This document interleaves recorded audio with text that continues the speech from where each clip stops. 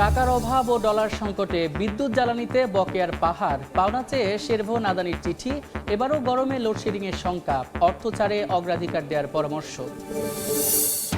বিনা নোটিসে বন্ধ combine harvester মেশিনে দেয়া ভর্তুকি, এলসির দায় পরিশোধে বিপাকে আমদানিকারকরা, সমালোচনা অর্থনীতিবিদদের, চালের দাম বৃদ্ধির শঙ্কা।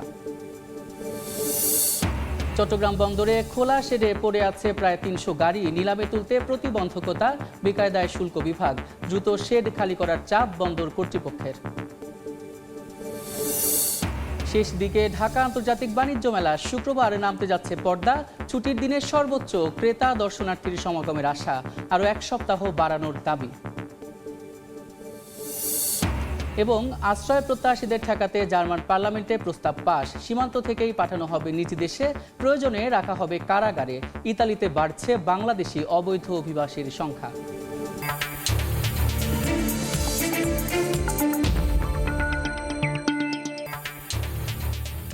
দেখছিলেন শিরোনাম। আমন্ত্রণ জানাচ্ছি দেশ ও দেশের বাইরের অর্থ বাণিজ্যের নানা খবর নিয়ে আমাদের নিয়মিত আয়োজন এ সময়ের বাণিজ্যে।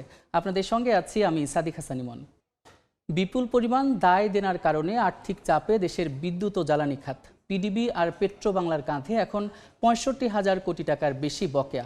এরই মধ্যে পেট্রোবাংলাকে মার্কিন কোম্পানি শেরভন এবং পিডিবিকে ভারতীয় কোম্পানি আদানি বকেয়া পরিশোধের জন্য চিঠি দিয়েছে। সংশ্লিষ্টদের আশঙ্কা, বড় অঙ্কের আর্থিক চাপ থাকায় এবারও গরমে ব্যাহত হতে পারে বিদ্যুতের স্বাভাবিক সরবরাহ। সালাউদ্দিন লিয়ার ছবিতে ফারুক ভূঁইয়া রবিনের রিপোর্ট।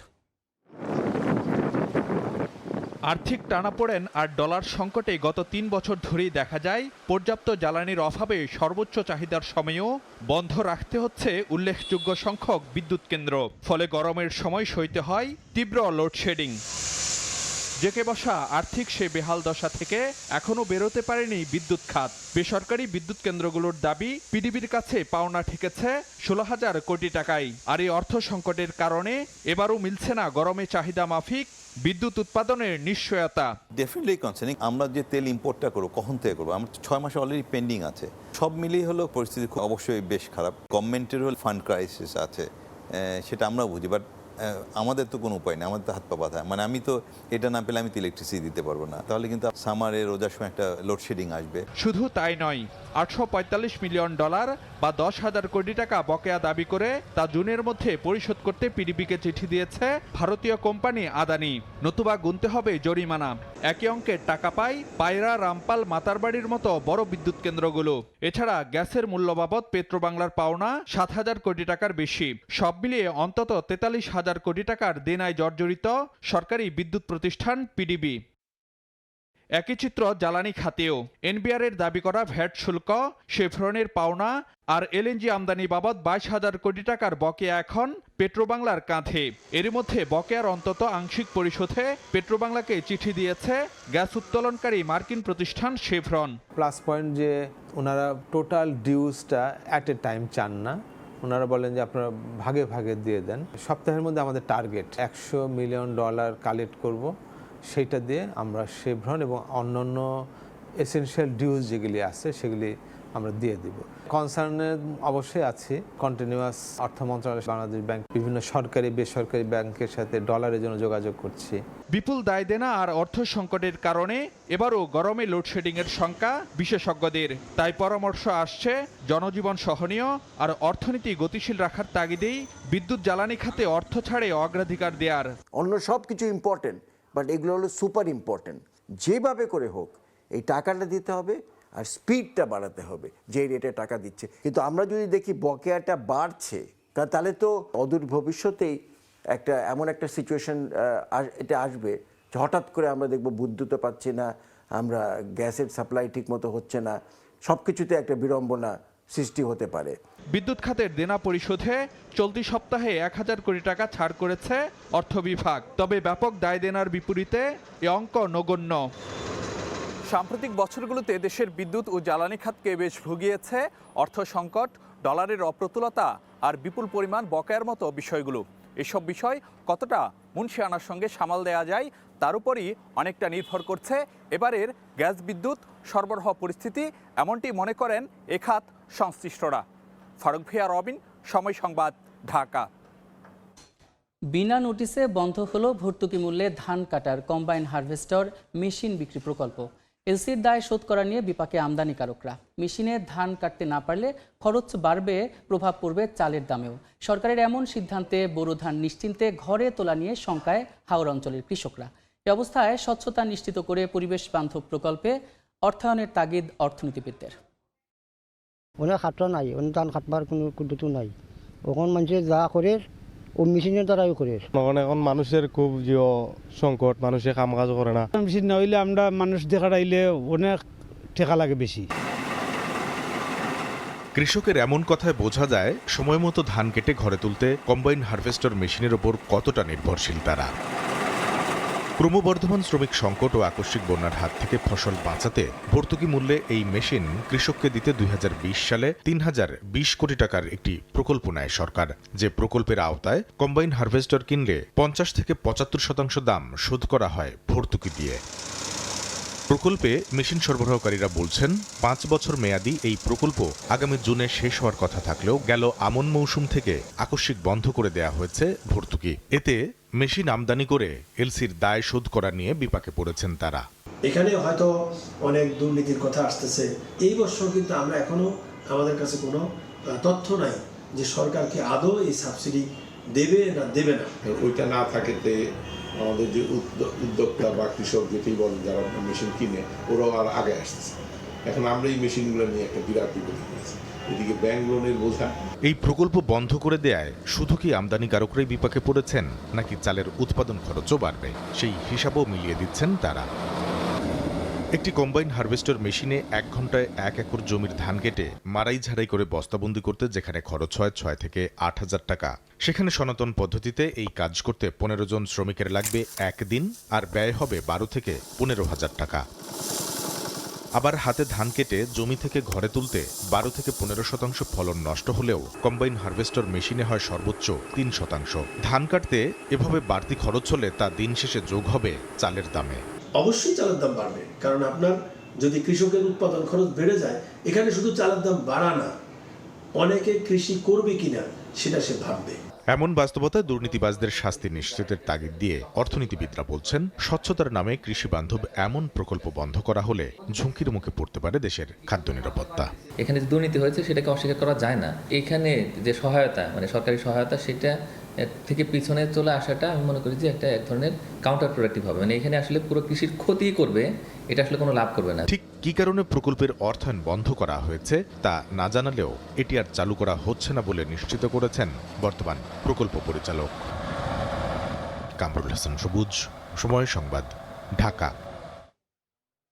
দর্শক, আমরা প্রতিবেদনটি দেখলাম। এবার আমরা আলোচনা করব বাংলাদেশের কৃষিতে যান্ত্রিকীকরণের বাস্তবতা নিয়ে। আর এই জন্য আমাদের সঙ্গে স্টুডিওতে যুক্ত হয়েছেন কৃষিবিদ অধ্যাপক ডক্টর সজরুল আমিন। স্যার, এই সময়ের বাণিজ্যে আপনাকে স্বাগত। ধন্যবাদ। আপনার প্রতিবেদনটি দেখছিলাম, তার সূত্র ধরেই জানতে চাই যে এখন তো আসলে চতুর্থ শিল্প বিপ্লবের যুগ চলছে, তো এই সময় কৃষিতে যান্ত্রিকীকরণ কতটা প্রয়োজন, আর আমাদের দেশের পরিপ্রেক্ষিতে আমরা কতটুকু ব্যবহার করছি? ধন্যবাদ। কৃষিতে যে চতুর্থ শিল্প বিপ্লব যেটা বলে, চতুর্থ শিল্প বিপ্লবের 4টি স্তম্ভের মধ্যে বাংলাদেশের জন্য 1 নম্বরেই আসে এই প্রজেক্টটা। এটার নাম ছিল সমন্বিত খামার যন্ত্রায়ন। এবং এর বাস্তবতা যদি বলেন, এর বাস্তবতা স্বীকার করা হয়েছে প্রায় 100 বছর আগে। 100 বছর, কিন্তু নানা কারণে চালু করা যাচ্ছিল না। যেমন রবীন্দ্রনাথ ঠাকুর, তিনি প্রথম এই দেশের জন্য ট্রাক্টর কিনেন এবং তার নোবেল প্রাইজের টাকা, এবং তার এক ছেলেকে কৃষিবিদ শিক্ষা দেন। তখনই তিনি বলছিলেন যে খামার যন্ত্রায়ন ছাড়া এই দেশের উন্নয়ন সম্ভব না। কিন্তু এই খামার যন্ত্রায়ন করতে গিয়া তিনি যে প্রথম তখন সমস্যায় পড়ছিলেন, সেটা ছিল যে প্লটগুলো ছোটো ছোটো, ট্রাক্টর ঘোরানো যায় না। তারপরে তো তার লাইফ শেষ, ওইটা আর হয়নি। এরপরে বিভিন্ন সরকার বহুভাবে চেষ্টা করছে চালু করার জন্য। কোনো সময় এই যে প্লট ছোটো, কোনো সময় কৃষকের টাকা নাই, কোনো সময় অনেকের আগ্রহ নাই, কোনো সময় উপযোগী যন্ত্রপাতি নাই। এই করতে করতে শেষ পর্যন্ত আইসে সবুজ বিপ্লবের নামে 60 সনের পরে আইসে একটা পায়। স্যার, যদি জানতে চাই যে মানে এই সময় আসলে কতটা প্রয়োজন? এই সময় যেটা ছিল, এই 60 সনের পরে থেকে চেষ্টা করতে করতে আরও 30 বছর পরে আইসা ওই যে সমন্বিত খামার যন্ত্রায়ন, এইটা কৃষি মন্ত্রণালয় এই প্রোগ্রামটা চালু করে। কিভাবে, যেহেতু মূলধন নিয়েছিল সেই মূলধনটা একটা সাবসিডির আকারে সরকার দেওয়ার পরে 18-19 থেকে বেশ ব্যাপকভাবে এই প্রোগ্রামটা চালু হয় এবং খুবই ভালো প্রমাণিত হয় এই প্রোগ্রাম চালু করার পরে। কিন্তু যে জমির সাইজ ছোটো ছিল ওইটাতে পরে করার কথা ছিল যে আমরা ওইটাতে পরে দেব। সেই হিসাবে বাস্তবতা হিসাবে এটা একটা বাস্তব প্রজেক্ট, উপকারী প্রজেক্ট, কৃষকের জন্য প্রজেক্ট। কিন্তু শুরু অবস্থায় তো কিছু নানা রকম প্লাস মাইনাস দেখা দেয়। ওই অবস্থায় এইটাতেও কিছু প্লাস মাইনাস ছিল যেটা কারেকশন করার কথা দিনে দিনে। সেই পর্যায়ে আইসা এটা বন্ধ করার কোনো সুযোগ নাই, বন্ধ করার সুযোগ, কারণ এটা একটা ভাইটাল প্রজেক্ট হিসাবে দেশে ইতিমধ্যে জনপ্রিয় হয়ে গেছে। যেমন আমি একটা উদাহরণ দিব, এই যে এই বছর যে ধান চালের দাম বেশি, এটা যদি আমরা পিছনের দিকে যাই, আমরা তো মাঠে, আমার বাড়ি হাওড় এরিয়াতে যদি যাই তাহলে আমরা দেখব যে গত বছর আমন মেশিনটা দেওয়া হয় নাই, যার জন্য শ্রমিক দিয়ে কাটাইতে গেছে। শ্রমিক তো এখন শ্রমিক চলে গেছে শিল্পে, শ্রমিক চলে গেছে পরিবহনে, শ্রমিক চলে গেছে ওই যে অন্যান্য কি বলে মানে যান্ত্রিকীকরণ, ক্ষুদ্র ব্যবসায় তো শ্রমিক নাই, কারণে দেখা যাচ্ছে যে চালের দাম কমছে, এটা বলছেন আপনি? যান্ত্রিকীকরণের দামে নিয়ন্ত্রণে ছিল, কারণ 3 থেকে 5 টাকা কেজিতে কম পড়তো যান্ত্রিকীকরণের কারণে। সেই টাকাটা তো অ্যাড হয়ে গেছে। এবং আগামী বছর যদি বড় মৌসুমে যদি যন্ত্রপাতি দেওয়া না হয়, যন্ত্রপাতি কিন্তু সরকার টাকা দিছে এবং এলসিগুলো তারা সবাই ব্যাংকের টাকা যেভাবে হোক দেশে আসছে, কিন্তু এটা যদি দেওয়া না হয় আরও 3 থেকে 5 টাকা বেড়ে যাবে আগামী বড় মৌসুমে। আমার সেটা 170 টাকা কেজি পার হয়ে যাবে চাউলের দাম। এটা তো স্বীকার করা উচিত, কারণ সরকার এই সমস্ত চিন্তা করতে গিয়েই ওই প্রকল্পটা চালু করছিল এবং এটা একটা এশিয়া মহাদেশের মধ্যে একটা সাকসেসফুল প্রজেক্ট হিসাবে চিহ্নিত ছিল।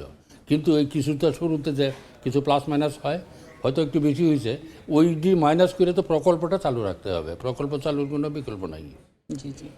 আর এইটা আপনি বলছেন যে ভর্তুকি মূল্যে যদি হারভেস্টার মেশিন তো বন্ধ হয়ে যাচ্ছে, তো এর প্রভাব তো আপনি বলছেন যে চালের বাজারে পড়বে, আসলে কতটুকু পরিমাণের পড়তে পারে? 3 থেকে 5 টাকা বাড়বে কমপক্ষে ধানের দাম, সেই হিসাবে 10 থেকে 12 টাকা বাড়বে চাউলের দাম।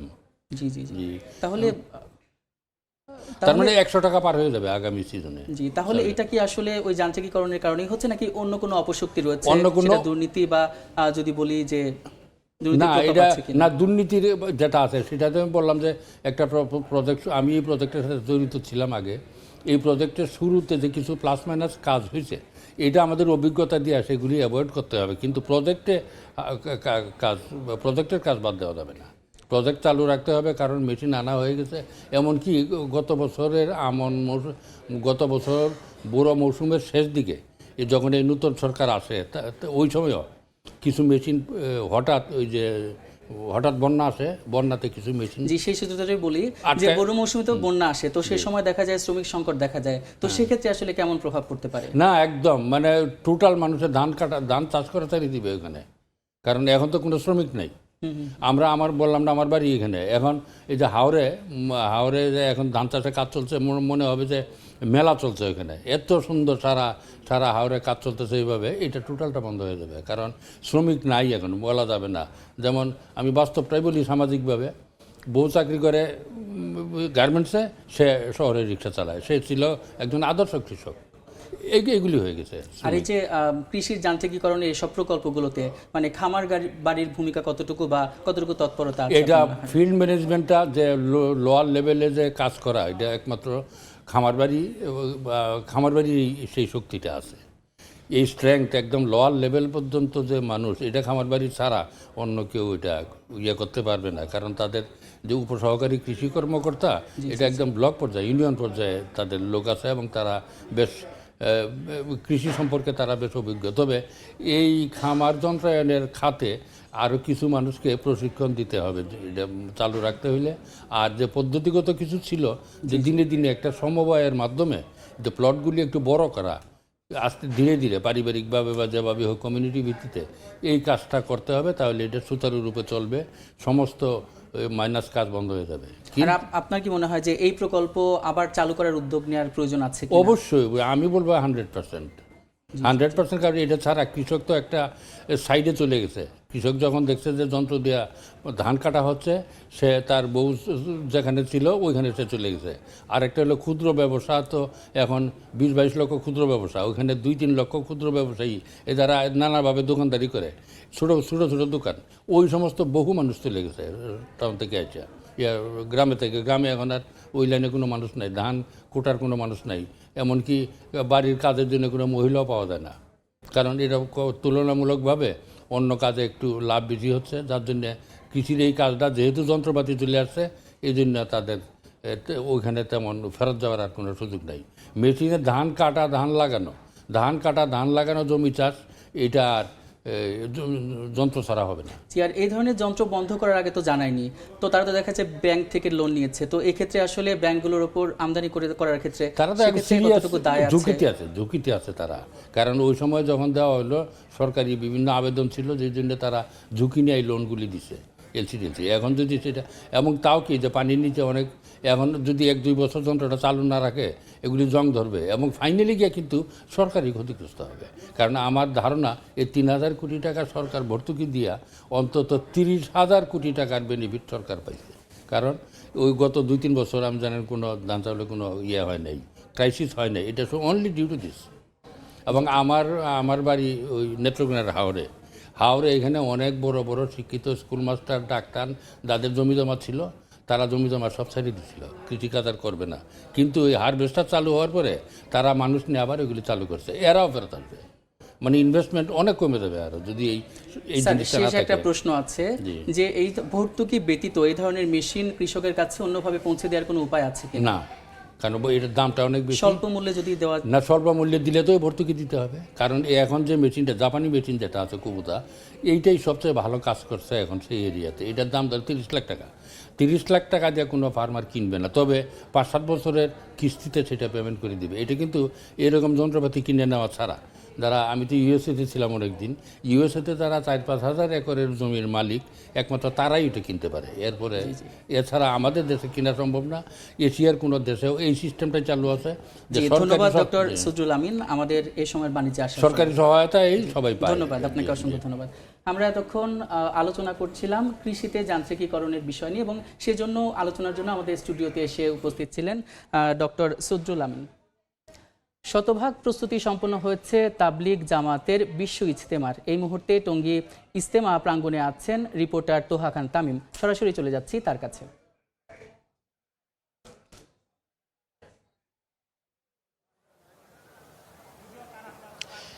58তম ইজতেমার মহাকর্মযজ্ঞের জন্য একেবারে প্রস্তুত ইজতেমা মাঠ, এবং আমরা দেখতে পাচ্ছি যে সকাল থেকেই যে প্রস্তুতি গতকালকেও আমরা দেখেছিলাম সেই ধরনের কোনো ছোটোখাটো যে কাজকর্ম রয়েছে সেগুলো সম্পূর্ণ হয়ে গিয়েছে, এবং সকাল থেকেই বিভিন্ন যে খিত্তাগুলো রয়েছে সেই খিত্তায় বিভিন্ন জিম্মাদারের অধীনে ছোট ছোট দলে ভাগ হয়ে এখন যে মাসকারা চলছে বা দিনই আলোচনা চলছে সেটি ইতিমধ্যে শুরু হয়ে গেছে।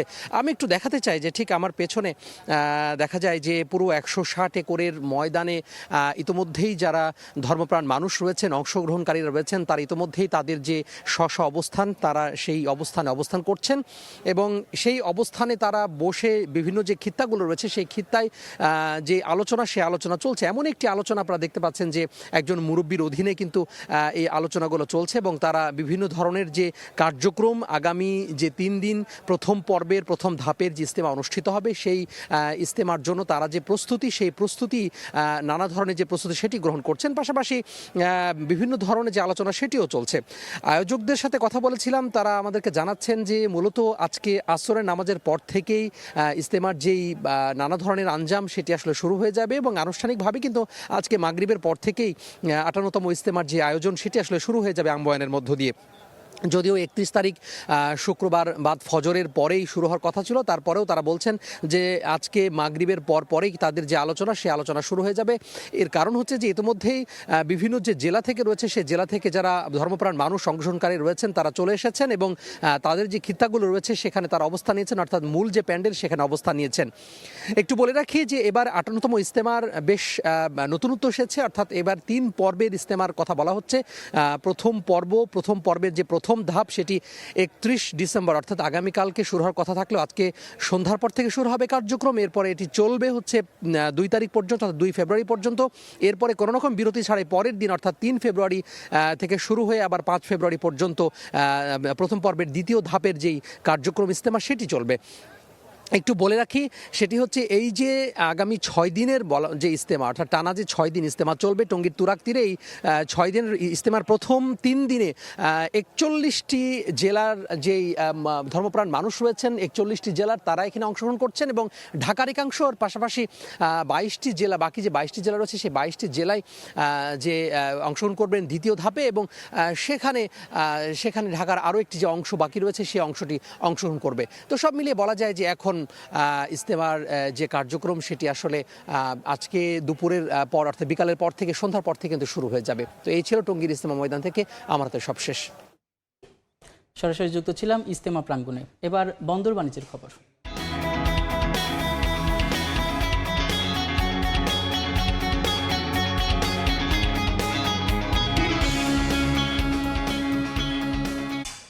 পণ্য নিয়ে একসঙ্গে 3টি গভীর ড্রাফটের জাহাজ সরাসরি ভিড়তে পারছে মোংলা সমুদ্র বন্দরের জেটিতে। জানুয়ারি জুড়ে আমদানি রফতানি পণ্য নিয়ে 80টি জাহাজ এই বন্দরে খালাস হয়েছে। সরাসরি বিস্তারিত জানাতে এই মুহূর্তে সেখানে আছেন আমাদের সহকর্মী মাহমুদ হাসান। সরাসরি যাচ্ছে তার কাছে। জাহাজ আগমন, পণ্য হেল্ডিং এবং আমদানি রপ্তানি পণ্য আগমন, গাড়ি আমদানি সহ সর্বদিকেই কিন্তু ঊর্ধ্বগতি সূচকে মোংলা সমুদ্র বন্দর। তবে এই বন্দরে কিন্তু এখন যতটা দিন অতিবাহিত হচ্ছে জাহাজের সংখ্যা কিন্তু বৃদ্ধি পাচ্ছে, আমদানি রপ্তানি পণ্য কিন্তু বৃদ্ধি পাচ্ছে। কারণ এই মোংলা থেকে সারা বাংলাদেশের যে নৌ অথবা সড়ক পথের যে যোগাযোগ ব্যবস্থাটা কিন্তু একদম সুন্দরভাবে এখান থেকে বাংলাদেশের যে কোনো প্রান্তে পণ্য নিয়ে এখান থেকে যেতে পারছে। এবং বর্তমান সরকারের সুদৃষ্টি বন্দর কর্তৃপক্ষের দক্ষ পরিচালনার কারণে কিন্তু মোংলা বন্দর এখন আগের তুলনায়। এতক্ষণ আমরা ছিলাম মোংলা বন্দরে। চট্টগ্রাম বন্দরের খোলা শেডে পড়ে থাকা 297টি গাড়ি নিয়ে চরম বেকায়দায় পড়েছে শুল্ক বিভাগ। মামলা থাকা 195টি গাড়ি যেমন নিলামে তোলার ক্ষেত্রে প্রতিবন্ধকতা রয়েছে, আবার বাকি 102টি গাড়ি আদৌ চলাচলের উপযোগী রয়েছে কিনা তা জানতে রিপোর্ট চাওয়া হচ্ছে বিআরটি এর কাছে। অথচ এসব গাড়ি দ্রুত শেড থেকে সরিয়ে নিতে চাপ দিয়ে যাচ্ছে বন্দর কর্তৃপক্ষ। নূর জামাল আতিকের ক্যামেরায় বিস্তারিত জানাচ্ছেন কমল দে। গত 20 বছরের বেশি সময় চট্টগ্রাম বন্দরের শেডে পড়ে থাকা 297টি গাড়ির মধ্যে 195টির বিরুদ্ধে মামলা রয়েছে উচ্চ আদালতে। অবশেষে বিষয়টি নিশ্চিত হতে পেরেছে কাস্টমস কর্তৃপক্ষ। আমদানি করা এসব গাড়ি ডেলিভারি না হয় ঢাকা পড়ে গণজঙ্গলে। এগুলো সরিয়ে নিতে বন্দরের পক্ষ থেকে চাপ সৃষ্টি করা হলে অনুসন্ধানের নামে চট্টগ্রাম কাস্টম হাউস। অন্যান্য নতুন গাড়ির জাহাজ যখন আসে তখন গাড়িগুলো রাখতে আমাদের হিমশিম খেতে হয়, আর এই স্পেসটা খালি হলে আমরা অন্য গাড়ি রাখতে পারি, আমাদের একটু রেভিনিউ জেনারেট হয়। ইম্পোর্টার যে টাকা খরচ করেছে ওই টাকাটা আমার বাইরে চলে গেছে, বাট এই গাড়িগুলো থেকে আমি কোনো রেভিনিউ পাই নাই। আবার এই গাড়িগুলোর এখন ব্যবহার উপযোগিতাও নাই যে এই গাড়িগুলো আমার দেশে চলাচল করে এটা কোনো সেবা আমাকে দিতে পারবে। মামলা জটিলতায় আটকে যাওয়া 195টি গাড়ি আপাতত নিলাম কিংবা স্ক্র্যাপ হিসেবে কেটে ফেলার সুযোগ থাকছে না। অপরদিকে মামলা না থাকা বাকি 102টি গাড়ি নিলামে তোলা যাবে কিনা তা নিয়েও রয়েছে সংশয়।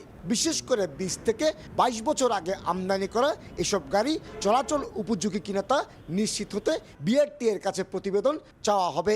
সেখানে ইতিবাচক ফলাফল এলো প্রশ্ন থেকে যাবে পুরাতন ও জরাজীর্ণ গাড়ি রাস্তায় নামতে পারবে কিনা তা নিয়ে।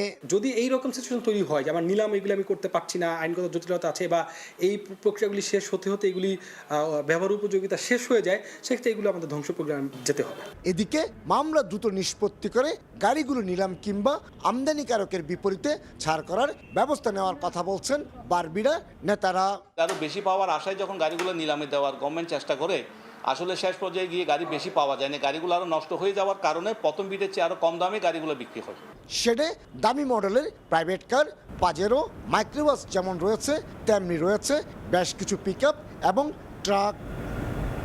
বিদেশ থেকে আমদানি করা 74টি গাড়ি নিলামে বিক্রি করতে না পেরে অন্তত 6 মাস আগে কেটে স্ক্র্যাপ করা হয়েছে, কিন্তু নানা জটিলতায় সে স্ক্র্যাপ এখনও বিক্রি করা যায়নি। এর মাঝে নতুন করে যুক্ত হচ্ছে 297টি গাড়ি। এসব গাড়ি কি কাটা হবে নাকি নিলামে বিক্রি হবে সে সিদ্ধান্ত নিতে পারছে না Chattogram custom house. Chattogram custom হাউসের নিলাম শেড থেকে কমল দে, সময় সংবাদ। শেষ দিকে ঢাকা আন্তর্জাতিক বাণিজ্য মেলা শুক্রবার নামতে যাচ্ছে পর্দা। শেষ মুহূর্তে সর্বোচ্চ ক্রেতা দর্শনার্থী সমাগমের আশায় ব্যবসায়ীরা। এই মুহূর্তে মেলা প্রাঙ্গণে আছেন সহকর্মী ইয়ানুর শিফাত। সরাসরি চলে যাচ্ছি তার কাছে।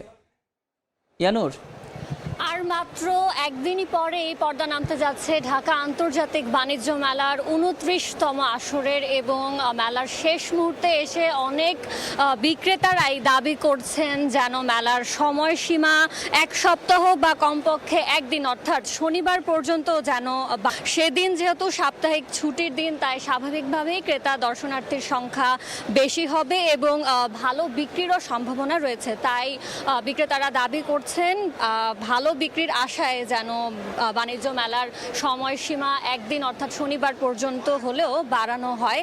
আর শেষ মুহূর্তে এসে আমরা যেমনটা দেখতে পাচ্ছি যে মেলায় ভিড়ও পাল্লা দিয়ে বাড়ছে, আর ছুটির দিনগুলোতে এই ভিড় অনেকটা প্রত্যাশার চেয়ে বেশি ছাড়িয়ে যাচ্ছে। তবে আজকে যেহেতু সাপ্তাহিক কর্মদিবস অর্থাৎ বৃহস্পতিবার এবং শেষ কর্মদিবস, আর মেলার প্রাঙ্গণও খুলে দেওয়া হয়েছে মাত্র 1.5 ঘন্টা বা 2 ঘন্টা আগে, তাই এখনও ক্রেতা সমাগম তুলনামূলক কম। তবে সাপ্তাহিক কর্মদিবসের শেষ দিন হওয়াতে দিন গড়ালেই ক্রেতা সমাগম বাড়বে এবং ভালো বিক্রিরও আশা করছেন বিক্রেতারা। এবং যেহেতু মেলার শেষ কর্মদিবস তাই বা সপ্তাহের শেষ কর্মদিবস, এই দিন হচ্ছে অনেকেই কর্মব্যস্ত দিন শেষে মেলায় আসবেন বলে প্রত্যাশা করছেন বিক্রেতারা, এবং তারা আশা করছেন যে শেষ মুহূর্তে অর্থাৎ বিকেলে বা সন্ধ্যার দিকে হচ্ছে ক্রেতা সমাগম বাড়বে এবং সেই তুলনায় বিক্রিও বাড়বে বলে প্রত্যাশা তাদের। এবং মাসব্যাপী চলায় এই বাণিজ্য মেলার শেষ দিকে এসে আমরা যেমনটা দেখতে পাচ্ছি যে বিভিন্ন স্টল ও প্যাভিলনে মেলায় অংশ নেওয়া বিক্রেতারা বড় ধরনের ছাড় বা অফার দিচ্ছেন, যা ক্রেতারা লুফে নিচ্ছেন। এবং আমরা যেমনটা কথা বলে জানতে পেরেছি আজকে বিভিন্ন বিক্রেতাদের সাথে, যে তারা আশা করছেন যে মেলার সময়সীমা একদিন অর্থাৎ শনিবার হলেও যেন বাড়ানো হয়। তো এই ছিল আমার কাছে ঢাকা আন্তর্জাতিক বাণিজ্য মেলা থেকে সবশেষ সংবাদ। সরাসরি যুক্ত ছিলাম ঢাকা আন্তর্জাতিক বাণিজ্য মেলায়। দর্শক, এবার জানাবো পুঁজিবাজারের খবর। সপ্তাহের শেষ কার্যদিবসে প্রধান পুঁজিবাজার ঢাকা স্টক এক্সচেঞ্জ ডিএসসিতে সূচকের ঊর্ধ্বমুখী প্রবণতার মধ্য দিয়ে চলছে লেনদেন। সবশেষ বাজার পরিস্থিতি জানাতে চলে যাচ্ছি ডিএসসি ওয়েবসাইটে। গতকালকে আমরা দেখেছিলাম যে 3টি সূচকই কিন্তু নিম্নমুখী প্রবণতার মধ্য দিয়ে যাচ্ছিল। আজকে দেখতে পাচ্ছি ঢাকার পুঁজিবাজারের প্রধান সূচক ডিএসসি এস ইন্ডেক্স, সেটি প্রায় 10 পয়েন্ট বেড়ে এখন অবস্থান করছে 5122.5 পয়েন্টে, এবং ঊর্ধ্বমুখী প্রবণতা কিন্তু ডিএসসি এস সরিয়া সূচকেও দেখা দিয়েছে। সেটি 1 পয়েন্ট বেড়ে বর্তমানে অবস্থান করছে 1138 পয়েন্টের কিছুটা বেশি। এবং একই সুরে সুর মিলেছে কিন্তু বাছাইকৃত সূচক ডিএস30 ইন্ডেক্সে, সেটি কিন্তু প্রায় 9.5 পয়েন্ট বেড়ে এখন অবস্থান করছে 1906 পয়েন্টের কাছাকাছি। আর এখন পর্যন্ত ঢাকা পুঁজিবাজারে সর্বমোট লেনদেন হচ্ছে 147.44 কোটি টাকার। আর এখন পর্যন্ত যে কোম্পানিগুলো শেয়ার বাজারে লেনদেন করেছে তাদের মধ্যে 138টি কোম্পানির শেয়ারের দাম বেড়েছে, 161টি কোম্পানির শেয়ারের দাম কমেছে, আর সেই সঙ্গে অপরিবর্তিত অবস্থায় রয়েছে 83টি কোম্পানির শেয়ারের দাম। আর আমরা দেখতে পাচ্ছি যে আজকে কিন্তু শুরু থেকে ঊর্ধ্বমুখী প্রবণতা ছিল ডিএসসি এক্স ইন্ডেক্সে, এবং সর্বোচ্চ দেখতে পাচ্ছি যে একদম 10টার পরপরই কিন্তু সর্বোচ্চ অবস্থানে সেটি ছিল। আর আজকের ঢাকা পুঁজিবাজারে যেসব কোম্পানি লেনদেন করেছে তার মধ্যে যেসব কোম্পানি শীর্ষ 20-এ রয়েছে সেসব কোম্পানির কার অবস্থান কোথায় সেটা আমরা এখন দেখে নেব। শুরুতেই দেখতে পাচ্ছি অগ্নি সিস্টেম লিমিটেড, যার একটি শেয়ার এখন বিক্রি হচ্ছে 26 টাকা 70 পয়সায়, এবং দ্বিতীয়তে রয়েছে Khan brothers PP woven and bags industries limited, যার একটি শেয়ার এখন বিক্রি হচ্ছে 178 টাকায়।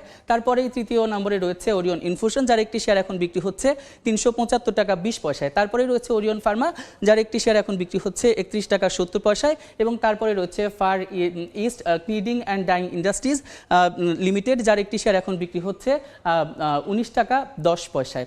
তো আজকে যেহেতু আমরা দেখতে পাচ্ছি যে ঢাকা পুঁজিবাজারের 3টি সূচকই ঊর্ধ্বমুখী প্রবণতার মধ্য দিয়ে যাচ্ছে, তেমন একটি ইতিবাচক সাড়া কিন্তু আমরা পাচ্ছি। তো ঢাকা স্টক এক্সচেঞ্জের ওয়েবসাইট থেকে এই ছিল আমার কাছে লেটেস্ট আপডেট।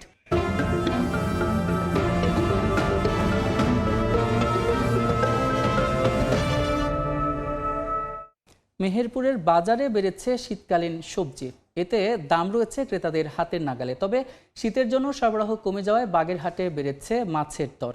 বাড়তি দামে ক্ষোভ প্রকাশ অনেক ক্রেতার। বিস্তারিত দেখবেন রিপোর্টে। হাটডাকে সরগরম বাগেরহাট শহরের কেবি মাছ বাজার। দরদামে চলছে সামুদ্রিক হিমায়িত মাছের বেচা বিক্রি। তবে সাগরে মাছ কম ধরা পড়ায় বাজারে সরবরাহ কম। অল্প পরিমাণে মিলছে পোয়া, লইটা, চন্দনা, ট্যাংরা, যার কারণে মাছের দাম বাড়তি বলে অভিযোগ ক্রেতাদের। সপ্তাহ ব্যবধানে প্রকারভেদে কেজি প্রতি বেড়েছে 40 থেকে 50 টাকা। এখন যে পরিমাণ মাছ থাকার দরকার ছিল তার সাথে খুবই কম দাম, আগে 50 টাকা 40 টাকা বেশি। এদিকে শীতকালীন সবজিতে সয়লাভ মেহেরপুরের বড় বাজার, দামেও বেশ সস্তা। পাইকারি বাজারে টমেটো ও শিম 12 টাকা, আলু 15 টাকা এবং বেগুন 8 টাকা কেজিতে বিক্রি হচ্ছে। আর বাঁধাকপি ও ফুলকপি বিক্রি হচ্ছে বস্তা প্রতি 60 থেকে 80 টাকা দরে। এতে স্বস্তিতে ক্রেতারা। তবে দাম নিয়ে খুশি না বিক্রেতারা। পরিবহন খরচও উঠছে না বলে দাবি তাদের। খোলা শাক, আপনার পালং শাক, টমেটো এগুলো মাঠে আছে, কৃষকরা দাম পাচ্ছে না। আমার খরচ হচ্ছে আপনার 55,000 টাকা, বেশি আমি পেয়েছি 33,000 টাকা, ব্যাপক পরিমাণে লস। প্রতিদিন মেহেরপুরের বড় বাজারে 15 থেকে 20 লাখ টাকার সবজি বেচা কেনা হয়। ফাহরিয়া ফারজানা, সময় সংবাদ। সম্পূরক শুল্ক কমানোর দাবিতে চট্টগ্রামে মানববন্ধন করছে ফল ব্যবসায়ীরা। এই মুহূর্তে নগরীর বিআরটিসি ফল মন্ডিতে আছেন রিপোর্টার ফেরদৌস লিপি। বিস্তারিত জানতে সরাসরি চলে যাচ্ছি তার কাছে। লিপি, আমদানি করা ফলের উপর বাড়তি শুল্ক আরোপ করার প্রতিবাদে চট্টগ্রামের ফল ব্যবসায়ীরা কিন্তু সকাল 11টা থেকে নগরীর যে ফল মন্ডি নামে পরিচিত সেই এলাকায় মানববন্ধন করছে। এটা মূলত আসলে বাংলাদেশ ফ্রেশ ফুডস ইম্পোর্টার্স অ্যাসোসিয়েশনের যে কেন্দ্রীয় কর্মসূচি, সেই কর্মসূচির অংশ হিসাবে কিন্তু তারা এই মানববন্ধন করছে। এক্ষেত্রে ব্যবসায়ীরা বলছেন যে তাজা ফলের উপর, আমদানি করা তাজা ফলের উপর যে শুল্ক আরোপ করা হচ্ছে এতে তাদের ব্যবসার অনেক বড় ধরনের একটা ক্ষতিগ্রস্ত হচ্ছে। তো এই মুহূর্তে আমার সঙ্গে আছে চট্টগ্রামের ফল ব্যবসায়ী সমিতির সাধারণ সম্পাদক তহিদুল ইসলাম। ভাইয়া, একটু বলবেন এই শুল্ক আরোপের ক্ষেত্রে কি ধরনের প্রভাব পড়ছে? আমরা আজকে রাস্তায় নামার একটাই কারণ, আমাদের ফল ব্যবসায়ীদের উপর গত 9 জানুয়ারি হঠাৎ এক বিজ্ঞাপন দিয়ে এক আদেশে 10% এসডি বাড়িয়ে দেওয়া হয়েছে। এটা চক্রবৃদ্ধি হারে 17.40 ডিউটি বেড়ে গেছে। অর্থাৎ যেটা আগে 118 টাকা ছিল, 118, সেটা এখন 136-এ নেমে গেছে। আমরা ফল ব্যবসায়ীগণ গত ফ্যাসিস্ট সরকারের 6 মাস পর ডিউটি বাড়াতো ফলকে বিলাসী পণ্য ফেলে আমরা প্রতিবাদ করতে পারি নাই। তাদের আমাদেরকে জিম্মি করে রাখছিল, সেজন্য প্রতিবাদ করতে পারি নাই। এখনো আমরা বলতেছি ফলে আমরা ট্যাক্স দিতেছি, দিব, যৌক্তিক সঙ্গত দিব। এখন যেটা অতিরিক্ত ট্যাক্স আমাদের মধ্যে দিয়েছে সেটা হচ্ছে অযৌক্তিক, অন্যায্য। ধন্যবাদ আপনাকে। যেমনটা উনি বলছিলেন যে আসলে বাড়তি যে এই শুল্ক আরোপ করেছে তার কারণে কিন্তু আসলে সাধারণ মানুষের যেই ফলের দাম, সেই দামটা আসলে তাদের পক্ষে দেওয়া সম্ভব না। এবং তারা এই মানববন্ধন থেকে হুঁশিয়ারি উচ্চারণ করেছে, যদি সম্পূরক শুল্ক প্রত্যাহার না করা হয় তাহলে কিন্তু ফল আমদানি বন্ধ করা এবং বন্দর থেকে খালাস সেটা তারা বন্ধ করে দিবে। তো এই ছিল আমার কাছে এখনো পর্যন্ত এখান থেকে সর্বশেষ। সরাসরি যুক্ত ছিলাম চট্টগ্রামে।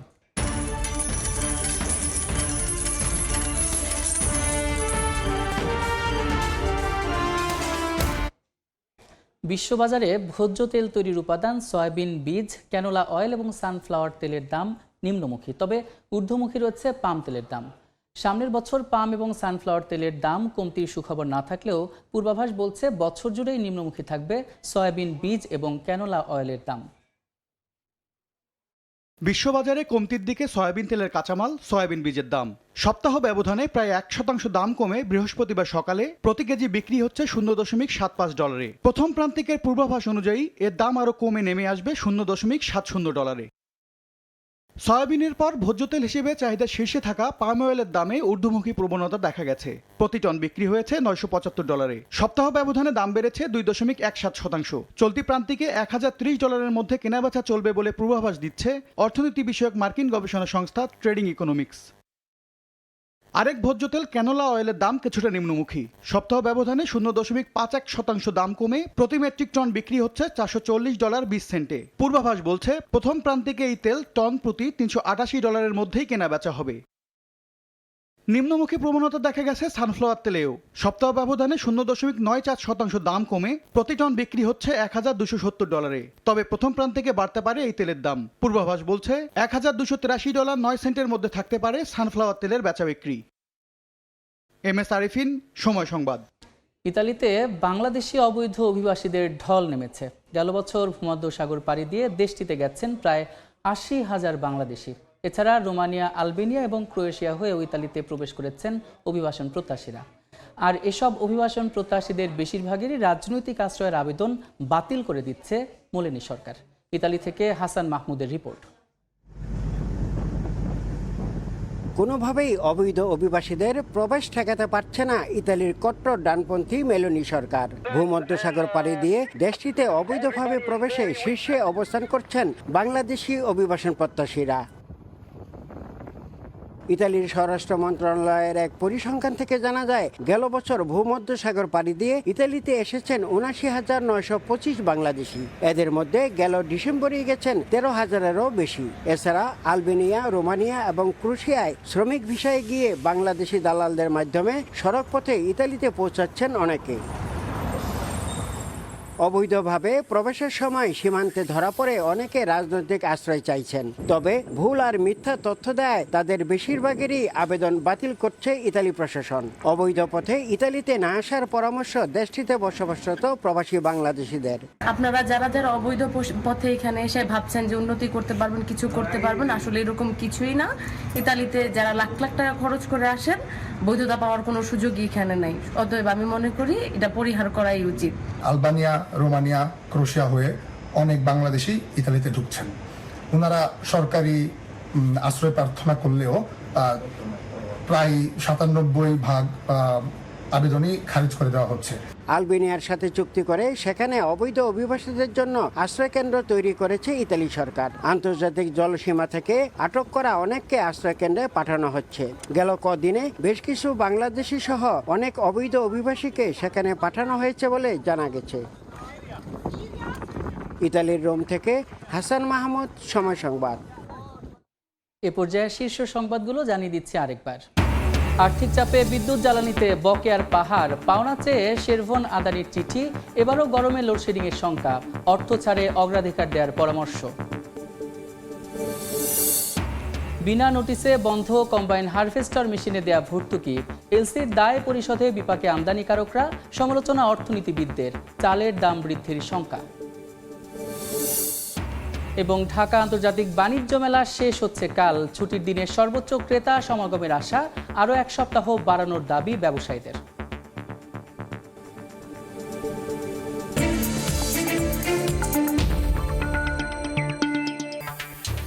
এই ছিল এ সময়ের বাণিজ্যের সঙ্গে থাকুন সময়ের জন্য।